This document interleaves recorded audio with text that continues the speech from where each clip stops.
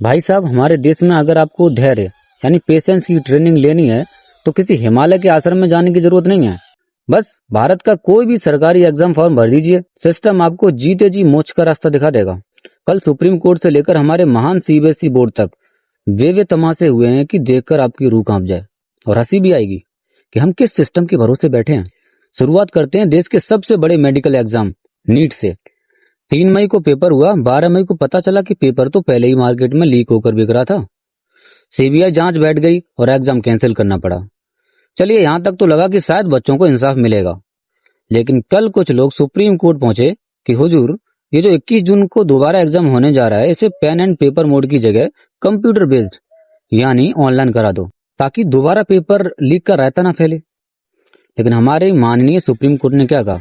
Court ने कहा, ना भाई ना, इस स्टेज पर मोड बदलना प्रैक्टिकल नहीं है, बहुत दिक्कतें आएंगी। वाह वाह, मतलब पेपर लीक होने से जो देश की बदनामी हुई, जो लाखों बच्चों का भविष्य अधर में लटका, वो प्रैक्टिकल दिक्कत नहीं थी। लेकिन एग्जाम को सुरक्षित मोड में शिफ्ट करना बहुत बड़ी आफत है। एनटीए को तो जैसे वीआईपी ट्रीटमेंट मिल रहा हो। गलती करो तुम, भुगतेंगे बच्चे। चलो, एनटीए तो बदनाम है ही, अब जरा हमारे पुराने और भरोसेमंद सीबीएसई बोर्ड की भी लीला देख लीजिए।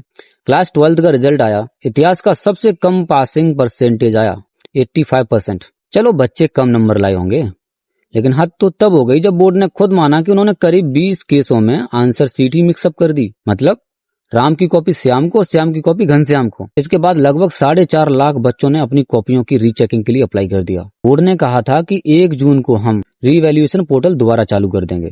शिक्षा मंत्री जी ने खुद आईआईटी कानपुर और मद्रास के एक्सपर्ट्स को काम पर लगाया था कि पोर्टल में कोई ग्लिच ना आए। और कल 1 जून बीत गई, रात के 12 बज गए, लेकिन पोर्टल भाई साहब लाइव नहीं हुआ। गजब का डिजिटल इंडिया है बॉस। एक पोर्टल इनसे टाइम पर लाइव नहीं होता और ये दावा करते हैं कि करोड़ों बच्चों का भविष्य इनके हाथों में सुरक्षित है। अब आप बताइए, एक तरफ सोशल मीडिया पर छात्र प्रोटेस्ट की तैयारी कर रहे हैं, विपक्षी नेता सरकार को घेर रहे हैं, लेकिन क्या किसी के कान पर जूं रेंग रही है? छात्र पढ़ाई करें या इन निकम्मे पोर्टल्स और लीक होते पेपर्स के खिलाफ कोर्ट के चक्कर काटें? अगर यही हाल रहा तो इस देश के युवाओं का एजुकेशन सिस्टम से भरोसा ही उड़ जाएगा।